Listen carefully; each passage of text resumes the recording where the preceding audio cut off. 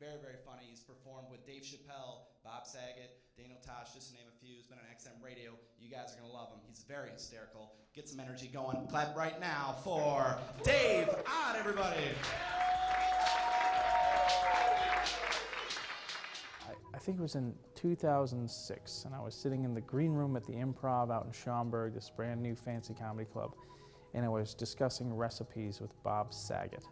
And I think that was the point in my comedy career that I guess this is really a thing that's happening in my, I'm really a comedian now, I guess, because I'm talking about chicken with Bob Saget.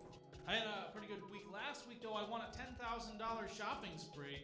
That was pretty awesome. Yeah, I was at a Dollar Tree, though, so if anyone needs any great Faygo or Virgin Mary candles or crappy picture frames or plastic frogs or a Mexican baby, talk to me after the show. I started doing stand-up in 1997.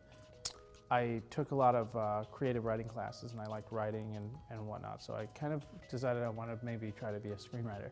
And that morphed into, okay, I see a lot of people from comedy backgrounds that are in Hollywood, so maybe that's a good way to get into that realm, and I've always had a good sense of humor, big fan of comedy growing up. So I went and tried to do some open mics, and within a few weeks I kind of got the hang of it, and I started getting asked to do shows and whatnot. I started The Edge with the idea in mind. Every comedian that starts a comedy show starts it for the same reason.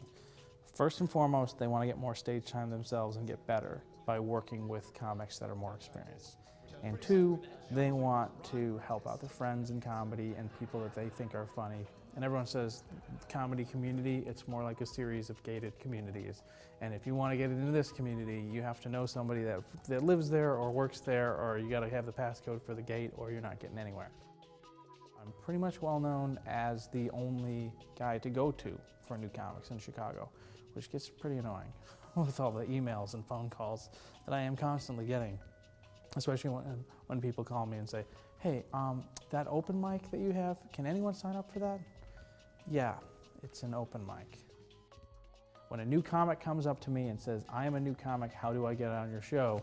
I will say, let me see you at an open mic, and if you're good, I'll put you on my show.